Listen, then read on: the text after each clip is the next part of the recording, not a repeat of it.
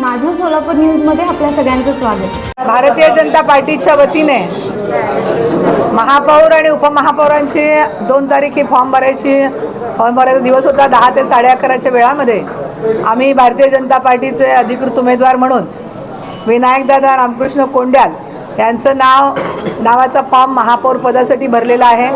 त्याचबरोबर उपमहापौर पदासाठी ज्ञानेश्वरीताई महेश देवकर यांचा नावाचा फॉर्म आम्ही भरलेला आहे।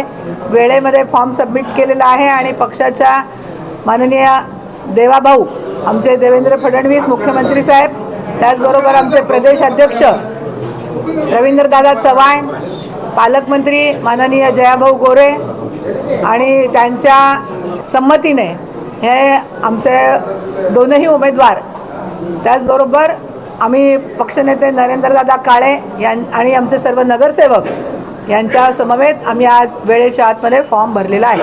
महापौर ओपन होता, परंतु महापौर ओपन जरी असला तरी सर्व समाजाला बरोबर घेऊन काम करत असताना सर्वांना न्याय देण्याचा प्रयत्न आम्ही केलेला आहे। त्यामुळं त्याच्यामध्ये ओबीसीची जागा नसली तरी ओबीसीने देऊ नये असं काही पक्षाला बंधन नाही आहे आणि ओपनमध्ये आमच्या ज्ञानेश्वरीताईंना आम्ही संधी दिलेली आहे आणि मराठा समाजाला न्याय द्यायचा प्रयत्न केलेला आहे आम्ही। अपेक्षा सगळेजण करतात आणि आता पुन्हा संधी आहे, परत अजून 2.5 वर्षाचं महापौर पद पुढच्या वेळेला पण चिठ्ठी निघू शकते, पुढच्या वेळेला संधी देऊ शकतो आपण।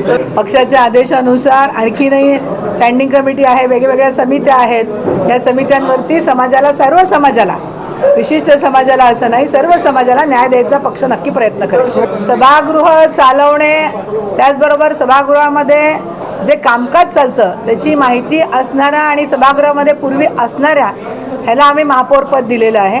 ज्ञानेश्वरीताई पहिल्यांदा निवडून आलेल्या असल्या तरी एक त्या सुशिक्षित महिला आहेत, सभागृहातलं कामकाज सांभाळू शकतील, त्यामुळे त्यांना ही संधी देण्यात आलेली आहे। किरण देशमुखांनी पार्टीकडे नगरसेवक पदाची पण मागणी केलेली नव्हती, त्याच्यामुळं त्यांनी महापौर पदाची पण त्यांना आपण नगरसेवक होण्याची संधी दिली।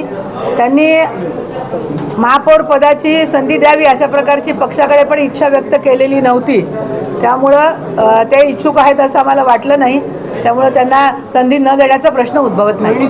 मी मगाशी या प्रश्नाचं उत्तर दिलं आपल्याला की त्याच्यामध्ये काही जर बदल करायचा असेल माननीय प्रदेश अध्यक्ष यांना विचारून त्यांची कन्सेंट घेऊन यामध्ये काही बदल करायचा असेल तर त्याप्रमाणे आम्ही ठरवू। माझं सोलापूर न्यूज या यूट्यूब चॅनलला सबस्क्राईब करा आणि बेल आयकॉन प्रेस करायला विसरू नका।